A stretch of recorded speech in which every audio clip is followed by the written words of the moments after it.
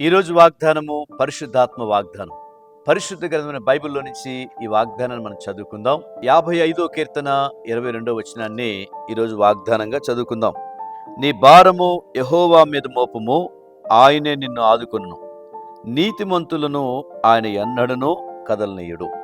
ఈరోజు పరిశుద్ధాత్మ దేవుడు మనకిచ్చే గొప్ప వాగ్దానం ఏంటంటే ఆదుకునే దేవుడండి. దేవుని బిడ్డారా, కొన్నిసార్లు మీ కుటుంబాల గురించి చాలా చింతిస్తూ ఉండొచ్చు. నా భర్త మారితే బాగుండేది, త్రాగుడు నుంచి కొంత బలహీనతల నుంచి విడిపించబడితే బాగుండేది, లేకపోతే భార్య జ్ఞానవంతురాలుగా ఇంట్లో ఉంటే బాగుండేది, పిల్లలు మంచి భవిష్యత్తు కలిగిన వాళ్ళుగా ఉంటే బాగుండేది, లేకపోతే నువ్వు చేసే వ్యాపారము, ఉద్యోగము, చేతి పనో ఏ పరిస్థితుల్లో నష్టాలు, కష్టాలు, సమస్యల్లోకి నువ్వు వెళ్తూ ఉంటే నీకు అనిపిస్తూ ఉండొచ్చు, అయ్యో ఏంటి నా జీవితంలో ఇలాంటి పరిస్థితులు ఏంటని చెప్పి చాలా కృంగిపోయిన పరిస్థితులు జీవితంలో కలిగి ఉండొచ్చండి. ఒకవేళ ప్రియమైన దేవుని బిడ్డారా, అలాంటి పరిస్థితుల్లో ఒకళ్ళు ఉన్నావేమో, కానీ బైబిల్ చెప్తుంది దేవుడే నిన్ను నీ సమస్యల్లో నుంచి విడిపించి నిన్ను ఓదార్చేవాడు.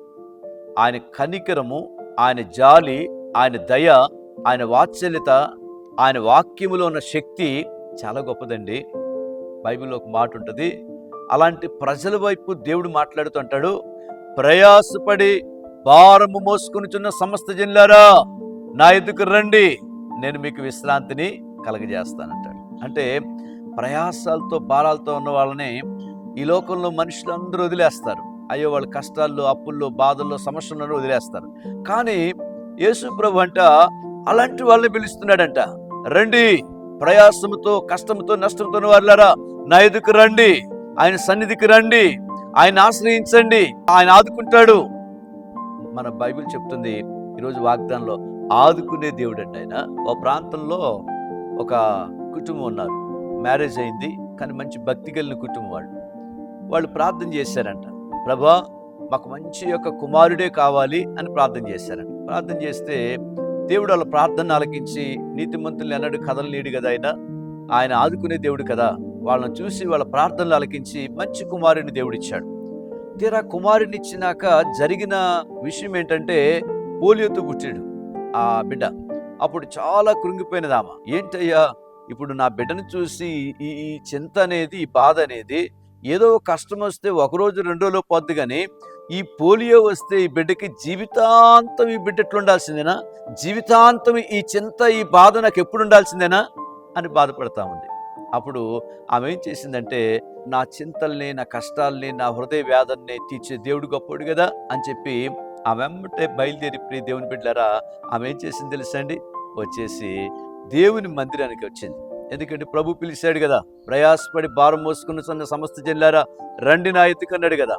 దేవుని మందిరానికి వచ్చి ఆ బిడ్డను అక్కడ పడుకోబెట్టి ఒకటే దేవునికి మొరపెడుతుంది, అయ్యా ఆదుకునే దేవుడు కదయ్యా, ఆదుకునే దేవుడు కదయ్యా, నీవు తప్ప ఇంకెవరున్నారు ప్రభా, ఈ బిడ్డ విషయంలో ఇలా చేయడం నీకు ఇష్టమా, నేను బాధలో ఉండటం నీకు ఇష్టమా, నేను చింతల్లో జీవితాంతం ఉండటం నీకు ఇష్టమా అని దేవుని దగ్గర ప్రార్థన చేస్తే గొప్ప విషయం ఏంటి తెలుసండి, దేవుడు తన ప్రార్థనను ఆలకించాడండి, తను ఆదుకున్నాడు. ఎలా ఆదుకున్నాడంటే, తన జీవితంలో దేవునికి మొర్రపెట్టి వెళ్ళిపోయాక ఆ సన్నిధిలో ప్రార్థన చేశాక దేవుని బలమైన కనికరం, దేవుని దయ, దేవుని జాలి, దేవుని సహాయము, దేవుని శక్తి, దేవుని సన్నిధి ఆ కుటుంబం మీద, ఆ బిడ్డ మీద దిగి వచ్చిందండి. వెంబట ఆ బిడ్డ వెళ్ళినప్పుడు ఆ విషయం తనకు తెలిసింది. కొన్ని రోజులకి ఏంటంటే పోలియోకి పలానా దగ్గర ఒక మంచి వైద్యం చేస్తున్నారు. అక్కడికి వెళ్ళి డాక్టర్ దగ్గరికి వెళ్తే ఒక మెరాకిల్ ఏంటంటే, ఒక పెద్ద డాక్టర్ వచ్చి వైద్యం చేస్తే పోలియో అంతా విడుదలైపోయిందంటండి. అయిపోయినాక అతను పోలియో ఉన్న వ్యక్తిగా కాదు, కానీ అందరూ అవమానంగా చూశారేమో, కానీ ఆ బిడ్డను చూసి అతను పాటలు పాడే వ్యక్తిగా, ఆటలు ఆడే వ్యక్తిగా, ఫుట్బాల్ ప్లేయర్గా ఒక మంచి ఉన్నతమైన స్థితిలోకి వెళ్ళి తను ఒక సాక్షిగా నిలబడ్డాడు. నిజంగా చూశారా, నిజంగా ప్రియమైన దేవుని బిడ్డ, దేవుడు అద్భుతాలు చేయగలడండి. వారి జీవితంలోనే కాదు, ఈరోజు ఈ వాగ్దానాన్ని మీరు నమ్మి, మీరు క్లెయిమ్ చేసి, మీరు విశ్వాసం ఉంచితే వారి జీవితంలో చేసిన దేవుడు ఈరోజు మీ జీవితంలో చేస్తాడండి. కాబట్టి ఈరోజు ఆదుకునే దేవుడు. అమ్మా, జబ్బులో ఉన్నావా, నీ బిడ్డలు నీ మాట వినట్లేదా, నీ భర్త పరిస్థితులు వేరుగా ఉన్నాయా, లేకపోతే కొన్ని సమస్యలతో ఉన్నారా?